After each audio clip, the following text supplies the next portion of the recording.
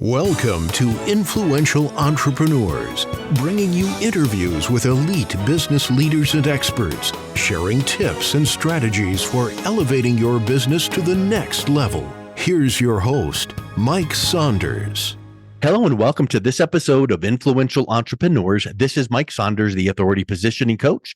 Today we have with us Scott Kenik, who's the founder and principal of Wealth Concepts Group and the author of the No Stress Retirement Roadmap. Scott, welcome to the program. Thanks for having me, Mike. I appreciate it.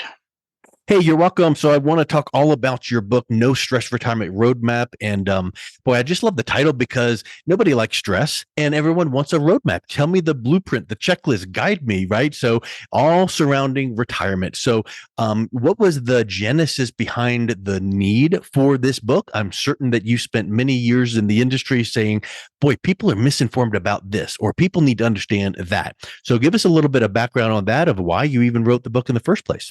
Well, that's a good question. And, when I talk with clients, and I've been doing so for years, it's amazing to me that they really have no idea what options are out there. They hear 401ks, they hear IRAs, they hear the stock market, and they think that's their only option. So they don't know what options are out there, and they don't know about the problems that they could potentially run into, which is really why I wrote the book, give an overall concept of retirement, the different directions you can go, and the positives and negatives. Yep, because let's please, make sure people realize that, boy, when you start Googling around any topic these days, but especially financial and retirement topics, you're going to get 437 quadrillion responses back from Google. So you just get confused and don't know who to trust. So let's talk a little bit about one of your main points that you teach in the book, why the stock market is not a good investment for people heading toward retirement. Well, the stock market's a great place to build your wealth in your working years. The problem with the stock market's highly volatile, lots of ups and downs. And these volatilities, these crashes in your later years nearing retirement can destroy your account balances and destroy your income. In your younger years, the stock market crashes really don't bother. They're not very painful because you don't need the money yet. You've got a lot more years to retirement, and you got your paycheck to cover all of your financial needs. But when you're nearing retirement, in retirement, this volatility, these ups and downs can really destroy your account balance. So when you shift from your working years to your retirement years, you really need to change the way you think about your money. You need to change your goals from accumulation and risk to protection and income. So I think there's much better places for retirement money than in the stock market for people in retirement and nearing retirement. I like how you phrase that, because too many times people will make this categorical, never do this or always do that. And you're not saying that the stock market doesn't have its place. It's just it has its place at a certain time. And that is well before you start needing to be making safe investments for retirement. So I know that in your book, in one of the chapters, you talk about the greatest wealth killers. I definitely would want to know what's going to kill my wealth. So talk a little bit about that concept. Well, the four greatest wealth killers are market risk, taxes, high fees, and inflation. And market risk is just what we talked about, the ups and downs of the market, how that can destroy your account balance. The volatility can destroy your account balance in retirement. Taxes are only going to go in one direction. We're probably most likely in the lowest tax bracket you're ever going to see for the rest of your life. So those of you who've got money in pre-tax plans like 401ks, IRAs, 403bs, etc., I highly recommend converting those to a Roth and paying the taxes now before taxes go up. So you're paying taxes at the lower tax bracket. Fees are also a very, very important concern. A lot of your average mutual fund is about 1.4%. Your average broker fee is about 1%. Doesn't sound like a whole lot, but multiply that by 30 years. So now all of a sudden you're paying 30% in fees. So reducing your fees is tremendously important. Another thing is inflation. A lot of people say, yeah, I can afford to retire, but they don't think about what inflation is going to do 10, 20 years from now, and can they afford to stay retired? Because with the average inflation of 3.25%, prices are going to double in about 20 years. Right now we're in hyperinflation. This continued prices are going to double in 7 years, 9 years. So we need to consider inflation for our long-term income plan. Make sure we've got enough money to retire now and stay retired in the future. Those are points that if we were to drill in deep on those, it would be probably a 3-hour workshop on each and every one of those. So I'm glad that you go Most into likely. those details in the book. So most definitely those give us the 30,000 foot overview of, yeah, that does make sense. I hear about inflation on the news all the time. I don't know how it impacts me, but I definitely need to know more. So I know that one thing that people need to keep in mind is that many times they think retirement is like, fluffy blue skies and clouds and rainbows and perfection, but a lot of times retirement is going to cost more than they expect. So talk a little bit about that, and then how that relates to making sure that they make those safe money options to get guaranteed income and competitive returns at the same time. Yeah, I like to tell people that retirement most often will cost more than people expect.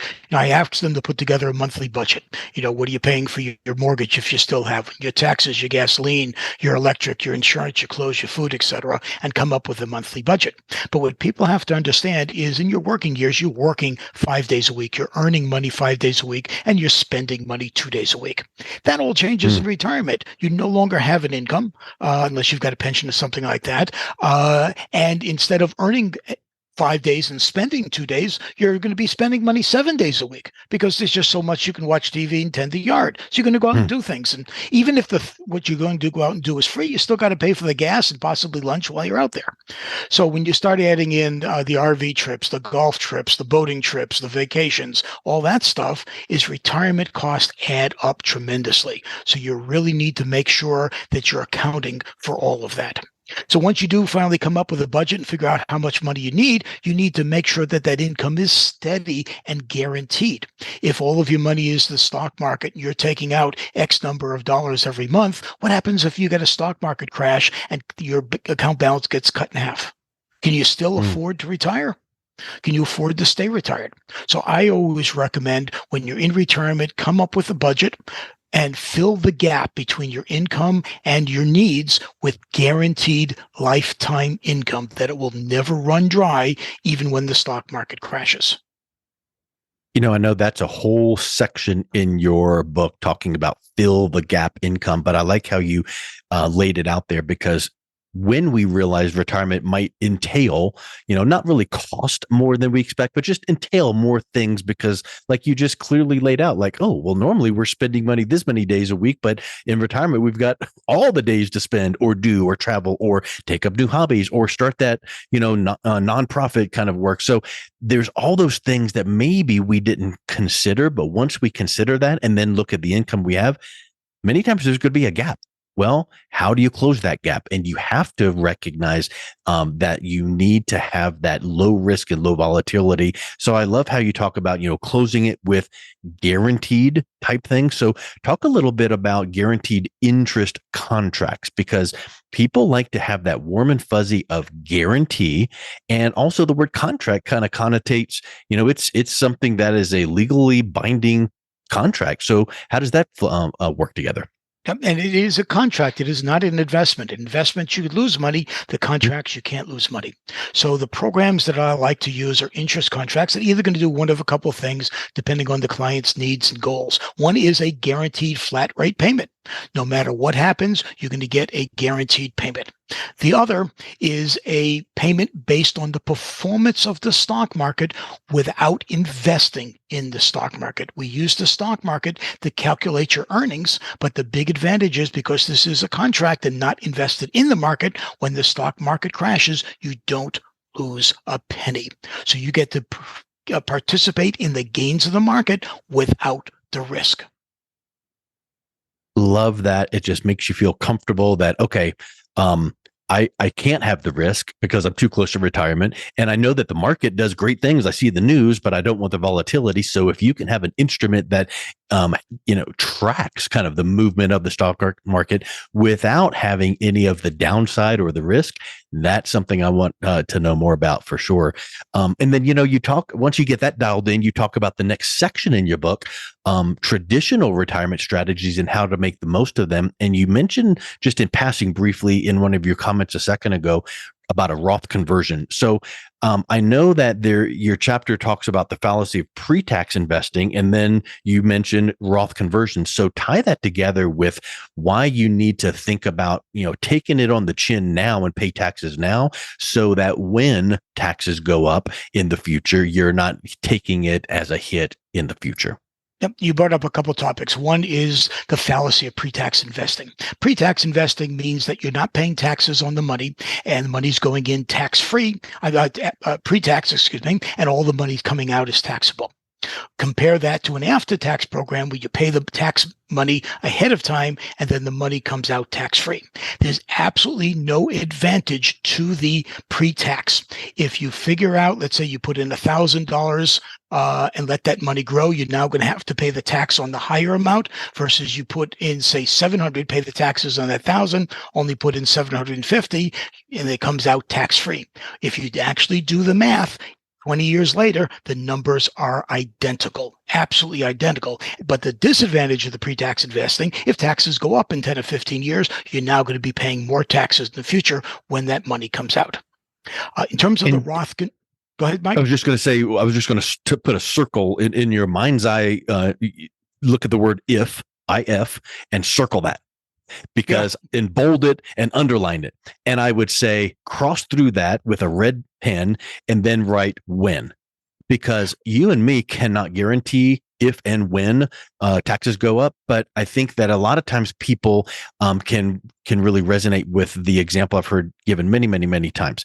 How do we know taxes will go up? Well, there's this little thing called the deficit that we have, which is really the debt that the government has on the government, on the U.S. economy. And so in the quadrillions, trillions that we have in the deficit, how are they going to close that? Cut spending? Well, what's the chance of that going to happen? Little to none, right? Exactly. So then how do you close the gap? Raise taxes. So in the next 5, 10, 15, 20 years, do you think truthfully that taxes will go up to close the gap in the deficit? And if you're a pre-retiree, probably you're nodding your head going, yeah, it's probably going to go up. So I think that makes your point there is, wouldn't it be better to take it on the chin now, pay taxes now, so that as the money grows, you don't pay taxes on the back end? Exactly. That's why I say that you're better off paying these taxes while taxes are low, because we're most likely in the lowest tax bracket we're ever going to see for the rest of our lives. Yes. So you were getting ready to talk about that next strategy about Roth yes. conversion. Yeah. So the advantage of the Roth is we do exactly what we talked about a second ago, is we pay the taxes now and all of the money comes out tax-free. So if you've got an IRA, instead of letting the interest grow and pay taxes later when taxes are higher, we're going to convert that to a Roth now. So pay the taxes now, and all the money comes out tax-free. All the money goes to your heirs tax-free, and you're eliminating the required minimum distributions on the RAs and 401ks and other qualified plans.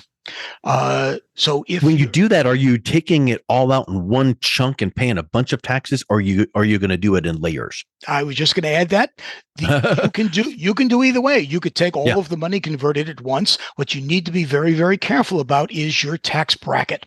Any monies that you convert from your qualified plan to a Roth counts as ordinary income, and you want to make sure the increase in your ordinary income doesn't jump your tax bracket. So most people will do it partial. We call them partial Roth conversions. So each year they'll convert $10, $20, $30, $40,000 rather than convert the entire amount, so we don't increase the tax bracket. Because not only are we increasing the tax bracket on the taxes you're going to pay on the conversion, you can increase the taxes that you pay on all of your annual income. That makes a lot of sense, because I remember for me way back in the day, about 15 years ago, I was in the mortgage industry. And back in those days when you could make a lot of money in the mortgage industry, you would have a month where you'd make this monstrous commission check and it would be huge. Well, the IRS calculator would assume that you're going to make that every single pay period, every 2 weeks or whatever the pay period is. And then you're getting whacked with taxes. So the strategy was go to your HR department and adjust your W-4 withholding so that it shows more dependents. And all this is talk to your tax accountant. But this is just an example of what I used to do. And it would be like, okay, we're going to adjust it this much. So you're taking out as little as possible in each paycheck so that at the end of the year, when it all levels out, then you've retained more in your paycheck, and then you're still going to pay your taxes at the end of the year. That resonates with me because what you just said is if you take out and do that conversion in one whack, it might trigger this one big income for that period, and you're going to pay more taxes right this minute. Whereas if you're going to do it sequentially over time, you're going to keep it down as much as possible. Exactly. And most of my clients that are doing this, like I said, are doing it over 5, even 10 years. Yeah. So they're not increasing that tax bracket. So get with someone like yourself, get with a CPA that's going to run these numbers to make sure that the progression is going to work in your favor. So huge concept. And it makes sense. I've heard it even said, I'm sure you've said these words, but you want to pay taxes on the seed, not the harvest. So get that plan in place, get that conversion going so that when you have these runway of years before retirement, now the money's growing in that Roth. And then at the end, you take it out. You've already paid the taxes. You're good to go. Yeah, exactly. And it's not just during the runway to retirement. If you're in retirement as well, it's a great option because, like I said, taxes, still going to go up potentially in 5 years. The money comes out tax-free and it goes to your heirs tax-free. So whether you're 60 or 70, it still makes financial sense for most people. Well, also coming, I'm the consumer listening to you going, here's something that I've heard, or here's something that I've read. People these days are taking better care of themselves. They're working out more. They're living a better lifestyle. They're eating better, all of these things. And you're going to live longer. So maybe the age you had in your mind of, retirement, or I need to have money last for this many years because I retire here and I need it to last this long. That might have expanded out. So you may have more years in retirement to make sure your money lasts, but also for that runway of, the tax bracket, like you just mentioned. So that's a big point for people to keep in mind. Also, we got medical advances, new medicines, new surgeries, and all that to extend people's life. One of the things that could be very, very devastating is not having enough money to stay retired. That's when you end up getting a job when you're 75, 80 years old. Not in most people's plans. 100%. And, I know we've touched on this before, but the internet is not your friend. Google should not be your advisor. So when you start Googling around these topics, you can just get discombobulated 10 ways to Tuesday. But one of the things that I know that you then also mentioned is let's kind of build this moat around yourselves with some properly structured life insurance. And I know that people hear the life insurance word and their red flags go up or they go to Google, but talk a little bit about your strategy of using life insurance as a financial tool. Most people don't understand the tremendous benefits that life insurance has as a financial tool. They just think of it as a death benefit. But we've got some very unique benefits that only life insurance offers. Number one, we can eliminate market risk. These contracts will pay you interest, like I said earlier, based on the performance of the market without any market risk. You'll never lose money. And all of the money comes out tax-free. It is a giant Roth. Think of it as a giant Roth. Right now, we've got income limits. If you earn a certain amount of money, you cannot contribute at all to a Roth. And we also have contribution limits that you can only put in so many dollars per year. With using the insurance as a financial tool, we can convert as much money, not convert, but use as much money in this program to create this giant Roth. So we're eliminating the stock market risks. All of the money comes out tax-free. And here's the secret sauce that most people don't understand. With a properly designed plan, you can actually borrow money from the plan and still get paid interest on the money you borrow. Let that sink in. You can still borrow money and get paid interest on the money that you borrow. So that's interesting because if I have, let's just say, $250,000 in an interest-bearing account, some kind of an account out there, then my interest is being calculated on that $250,000.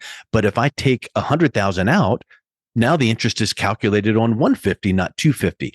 You're saying through this strategy, if you have that $250 in there, you can access that amount of money, $150,000, $200,000, and the interest calculation is still on that original face value. Yes, because when you borrow from this Huge. life insurance policy, you're not borrowing from your account, you're actually borrowing from the insurance company. In Wow. most cases, the vast majority of years, the amount of money that the insurance company will pay you in interest is higher than the cost of the loan.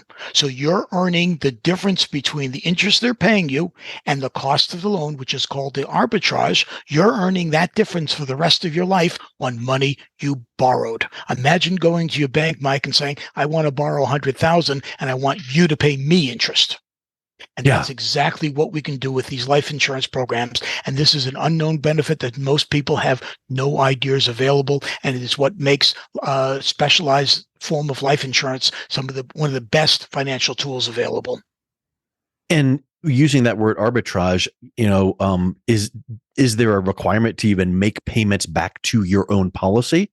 There is not. You can if you want to, but in most cases, these loans are not paid back while you're alive. They're basically borrowing from your death benefit. So it would come off of the death benefit when you pass. And when we put together a proposal and all the numbers, all of that is calculated in.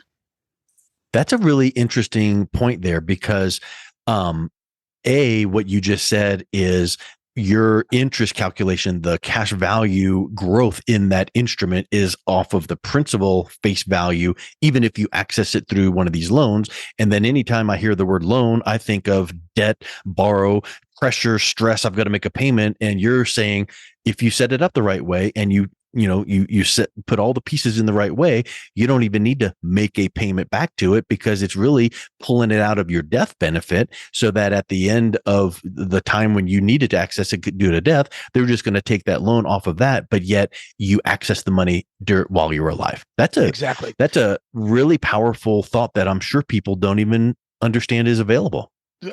And most people don't. That's why I put a whole chapter in the book about it. What you need to understand is these particular insurance policies are specialized policies designed for financial growth, not just the death benefit. So the death benefit is kind of like icing on the cake, so to speak. The reason that you'd get this is the financial tool, the services, the benefits that these offer that nothing else comes close. So you've got the cash value, the growth, dividend growth, things like that, and then the borrowing, like you just mentioned. And I like the way that you phrased it's not just a death benefit, because the old term life kind of policies, they only trigger and pay when there's a death. But if you don't if you don't die, they don't pay out. Well, that's like having car insurance, and if you didn't have a wreck, well, you don't get anything for that. But in this scenario, talk a little bit about some of the more benefits you get while you're alive. So yes, the cash value growth. Yes, the borrowing aspect if you needed it. What's another living benefit that would be available to people? In addition to your traditional death benefit and these loans I just talked about, we have what we call living benefit. So if you get sick, you can get a portion of your death benefit while you're alive to take care of your bills and take care of your family while you're still alive. 70% of bankruptcies in this country are due to medical expenses. And the problem is when somebody gets sick, they can't work, they lose their income, and very often the spouse has to take care of them and their income drops. So having the ability to get this money while you're alive is a tremendous financial benefit to the family. And, we talked about being able to borrow loans and things from the program. And one of the tools that we use this for is college planning.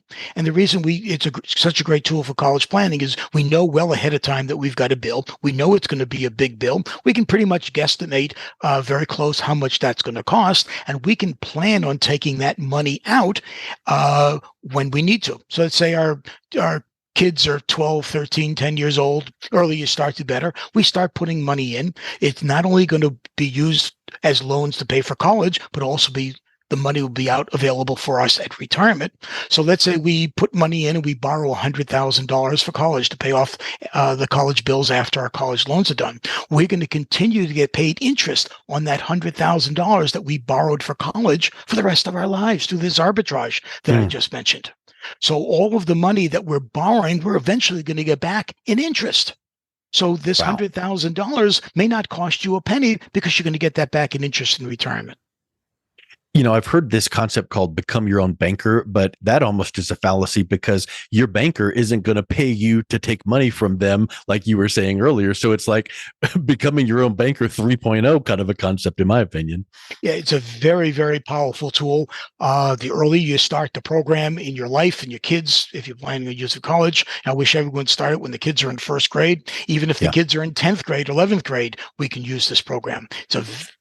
This life insurance is a very, very powerful financial tool. And like I said, most people don't understand. And also, this is going to sound new to people, but it's not like some new concept. Isn't it true that this concept of these types of insurance contracts has been around for almost 100 years? They have been. They've been around for this particular type of concept. Been around for many, many decades, but people don't know about it. This is not something you buy from your local life insurance agency that sells you homeowners insurance and car insurance and all that stuff. You need to work with a retirement and a college planning professional that understands how these plans work. Some of your local generic agents may offer them, but they truly don't understand them. You need to work with a financial professional, not a typical insurance agent. Yeah, that's a good point, because even if a typical insurance agent said, "Oh yeah, I've heard of that before. I can do that because we have permanent life insurance just like that," it needs to be properly structured and set up the exact right way so that you can get those living benefits and the borrowing aspects, like you were mentioned. It's not just a cookie cutter template. So I think that's a big point that people need to hear. Is it needs to be, you need to work with someone like Scott who already knows how to properly set these up. Exactly. You need a financial planner, not your typical generic insurance agent. Well, I'll tell you, Scott, this has been really eye-opening, really clear and concise. I just love how you are laying this out so that people can actually get that no stress retirement and have a roadmap to follow. So thank you so much for coming on. What's the best way that someone can learn more and get a copy of your book? All they have to do is get a hold of us through wealthconceptsgroup.com, or they could give us a call at 832-870-5560. Well, Scott, thank you so much for coming on. It's been a real pleasure talking with you. Appreciate you having me. Thanks so much, Mike. You've been listening to Influential Entrepreneurs with Mike Saunders. To learn more about the resources mentioned on today's show or listen to past episodes, visit www.influentialentrepreneurssradio.com.